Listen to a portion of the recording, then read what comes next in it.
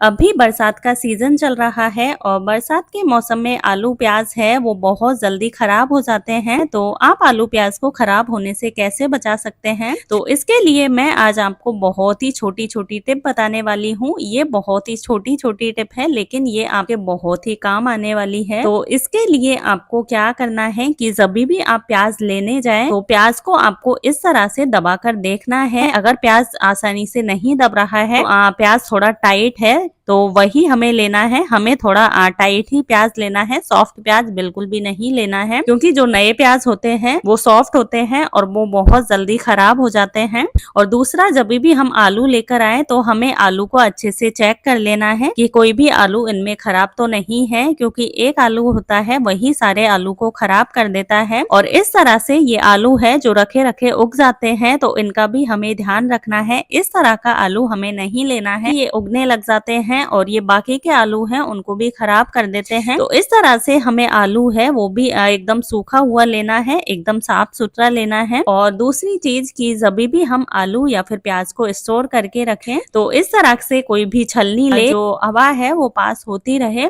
तो आलू और प्याज को हमें इसी तरह की छलनी में रखना है। और एक और चीज, हमें जब भी इनको स्टोर करके रखे किचन में या फिर खुले में ऐसे ही, तो हमें कोई भी घर में हमारे किचन के कॉर्नर में, तो इस तरह से आपको एक पेपर के ऊपर इनको रखना है। जिससे क्या होगा कि अगर कोई खराब होने भी लग जाएगा, क्योंकि पेपर लगाने से जो भी इनमें थोड़ी अगर नमी होगी जो बारिश की वजह से हो जाती है, तो पेपर है वो उनको सोख लेगा। तो इस तरह से आपको इनको खुले में स्टोर करके रखे, तो पेपर के ऊपर ही रखें और इन्हें हफ्ते भर में चेक करते रहें कि कहीं आलू है या प्याज है कोई खराब तो नहीं हो गया है।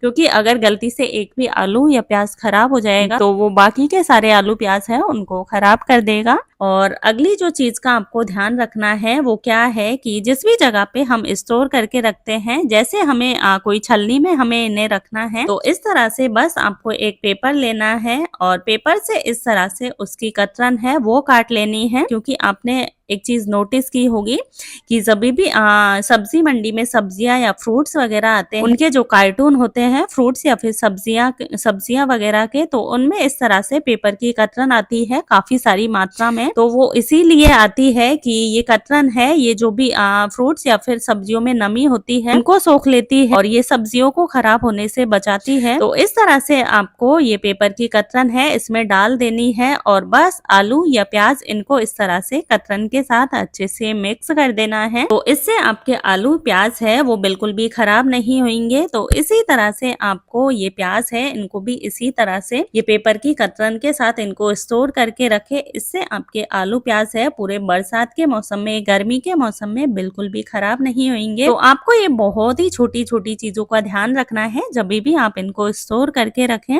देख सकते हैं हमारी कढ़ाई की हालत कि ये किस तरह से गंदी हो रखी है, एकदम काली हो रखी है। तो इसके लिए आपको क्या करना है कि इस तरह से थोड़ा कोलगेट लेना है और ये कढ़ाई के ऊपर डाल देना है। और अब हम इस तरह से एक फॉइल पेपर का टुकड़ा लेंगे और इसमें थोड़ा सा पानी डाल देंगे और इस तरह से ये जो फॉइल पेपर है उससे इसको कढ़ाई को अच्छे से रगड़ लेंगे। तो यहाँ पर आप देख सकते हैं कि कढ़ाई को हमने अच्छे से रगड़ लिया है और यहाँ पर ये कोलगेट का कलर है ये पहले से काफ़ी चेंज हो गया है। तो अब मैं इसे आपको क्लीन करके दिखा देती हूँ। तो यहाँ पर आप देख सकते हैं कि हमारी कढ़ाई है वो एकदम से क्लीन हो गई है, नए जैसे चमकने लग गई है। तो चलिए फिर हम अपनी अगली टिप देख लेते हैं कि जब भी हम शूज धुलते हैं तो धुलने के बाद जब हम उन्हें सुखाते हैं तो वो सूखने में 3 से 4 दिन ले लेते हैं। हमें जब भी शूज की ज़रूरत पड़ती है तो वो हम नहीं पहन पाते हैं। तो इसके लिए आपको क्या करना है कि आपके शूज़ को इस तरह से सुखाना है, जहाँ पर भी आप कपड़े सुखाते हैं, कोई भी वायर के ऊपर या फिर भी कोई डोरी के ऊपर आप कपड़े सुखाते हैं और तो उन पे इस तरह से आपको शूज़ को बांध देना है। जो शूज़ की लेस होती है तो उससे इस तरह से ये शूज़ को उल्टा करके बांध देना है, जिससे क्या होगा कि शूज़ के अंदर जो भी पानी है वो एकदम से पूरा निकल जाएगा और आपका शूज़ है वो एकदम से बहुत जल्दी सूख जाएगा। तो चलिए फिर हम अपनी अगली टिप देख लेते हैं। हमारी जो अगली टिप है वो इस तरह की अगरबत्ती को लेकर है। हम हमारे मंदिर में अगरबत्ती जलाते हैं और इसका जो आगे वाला हिस्सा होता है, जो धूप होती है, तो वो अक्सर इस तरह से निकल कर कहीं भी गिर जाती है, जिससे हमारा मंदिर है वो बहुत जल्दी गंदा हो जाता है और ये देखने में भी अच्छी नहीं लगती है। तो इसके लिए आपको क्या करना है कि इस तरह का कोई भी कार्डबोर्ड ले लेना है। जो हमारे घर में ऑनलाइन शॉपिंग करते हैं तो काफ़ी बॉक्स आते हैं कार्डबोर्ड के, तो उनसे आप कोई भी कार्डबोर्ड है वो कट कर सकते हैं। तो यहाँ पर मैंने ये कार्डबोर्ड काट के रखा हुआ था।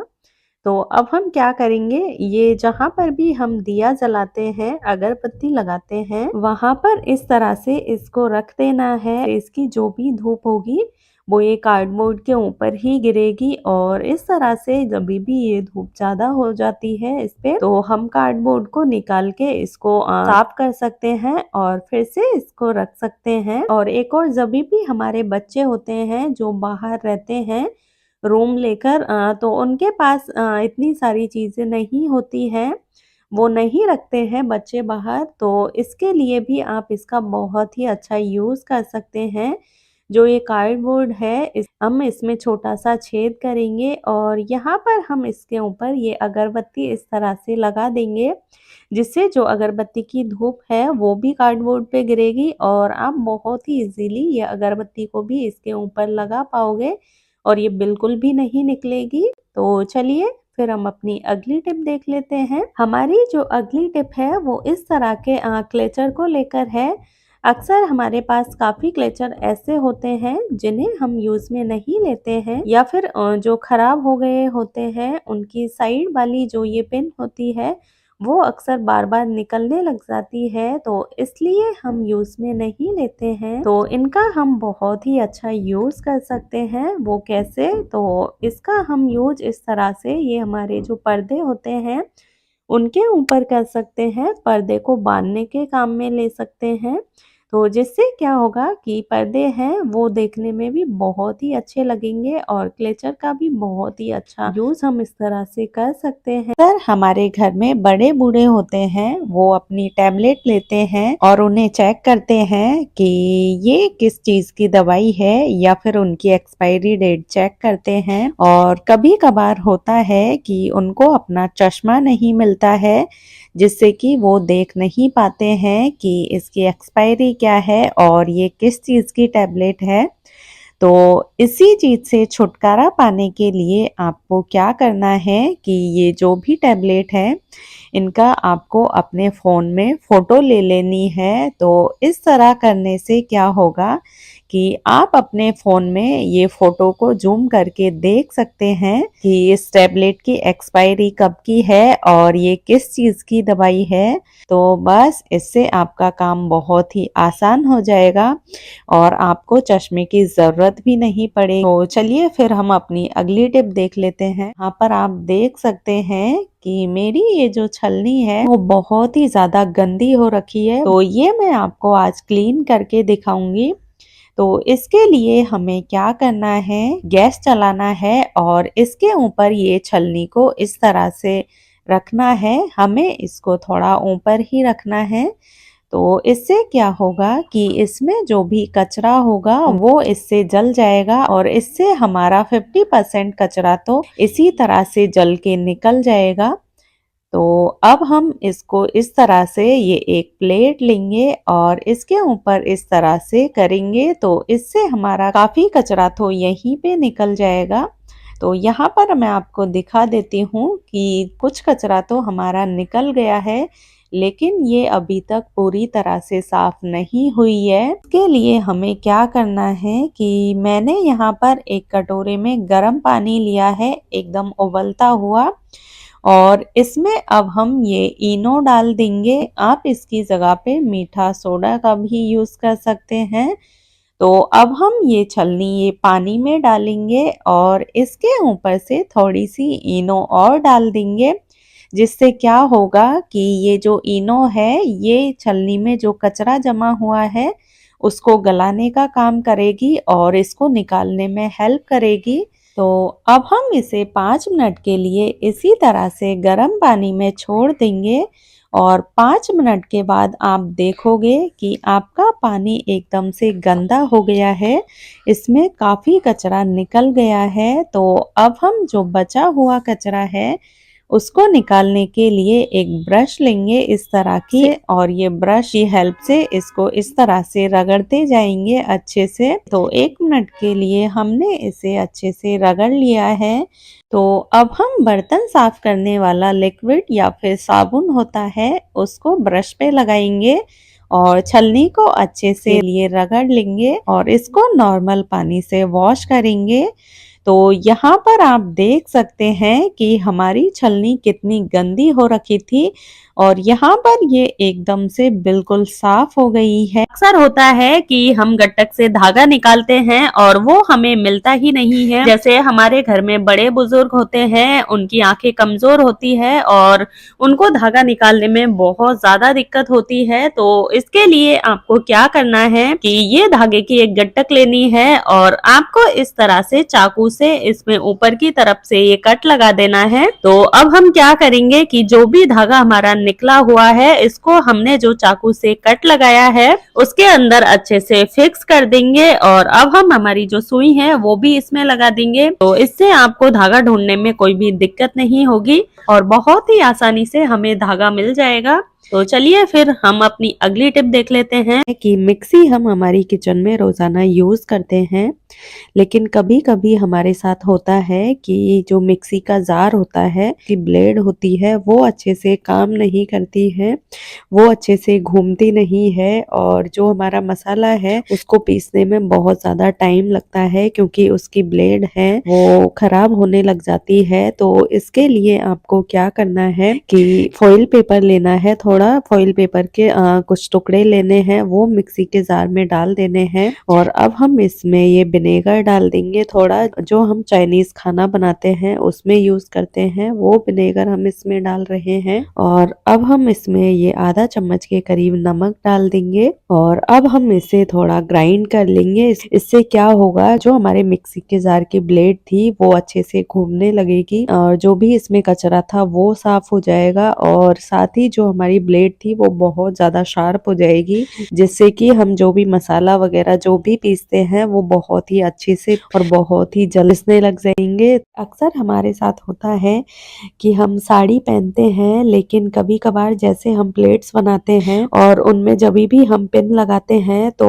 वो जाती ही नहीं है, हमें बहुत मुसीबत का सामना करना पड़ता है क्योंकि जो हम प्लेट्स बनाते हैं उससे काफी मोटी उसकी तय हो जाती है। तो इससे क्या होता है कि वो अंदर जा ही नहीं पाती है हमारी पिन। तो इसके लिए हमें क्या करना है, तो इसी प्रॉब्लम से छुटकारा पाने के लिए हमें क्या करना है कि एक इस तरह की लोहे की छलनी ले लेनी है और इस तरह से जो हमारी पिन है वो ये छलनी के अंदर हम इस तरह से डाल देंगे। मैं आपको जैसे करके दिखा रही हूँ आपको सेम उसी प्रोसेस से करना है, इसी तरह से करना है, जिससे क्या होगा कि हमारी जो सुई है वो एकदम से शार्प हो जाएगी और जब आप इसे प्लेट्स पर लगाएंगे तो ये बहुत ही आसानी से निकल जाएगी। तो यहाँ पर मैं आपको लगाकर दिखा देती हूँ उसी प्लेट्स पे। यहाँ 1 सेकंड पहले जो पिन आसानी से नहीं निकल रही थी वो यहाँ पर आप देख सकते हैं कि अभी बहुत ही आसानी से निकल रही है। जिनको हम यूज में नहीं लेते हैं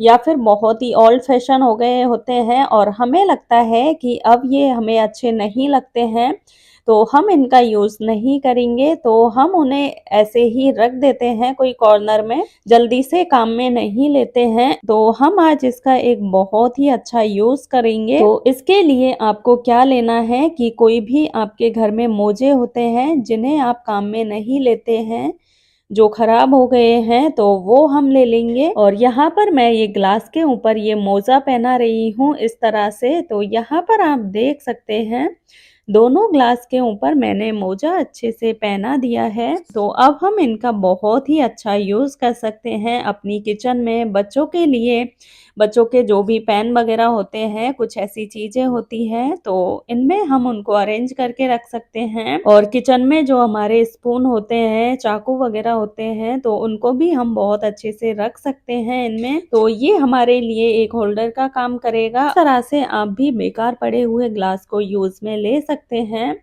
तो चलिए फिर हम अपनी अगली टिप देख लेते हैं। तो जो हमारी अगली टिप है वो टेप को लेकर है। कभी-कभार हमारे साथ ऐसा होता है, हमारी टेप ऐसे चिपक जाती है कि हम उसे ढूँढते ही रह जाते हैं और वो आसानी से हमें मिलती नहीं है। तो इसके लिए हमें क्या करना है, तो यहाँ पर हमें ये टेप का एक हिस्सा लेना है और इसको इस तरह से फोल्ड कर देना है थोड़ा, और इसके बाद हमें फिर से ये टेप को चिपका देना है।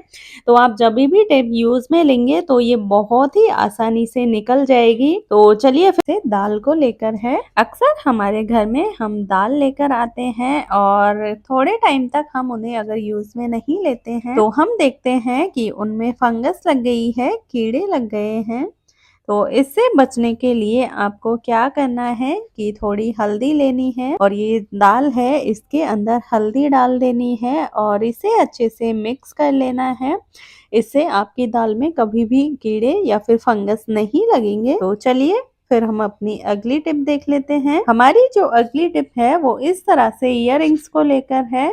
अक्सर हम इयररिंग्स पहनते हैं और उनके पीछे जो इयररिंग्स को लॉक करने वाला साइड होता है वो इस तरह से प्लास्टिक का होता है और कई बार इनसे क्या होता है कि हमारे कान है वो पक जाते हैं, उनमें फंगस लग जाती है और कान में खुजली होने लग जाती है और वो जल्दी से सही नहीं होता है। और उससे क्या होता है कि हम इयररिंग्स पहनने से बचते हैं और जल्दी से इयररिंग्स नहीं पहनते हैं।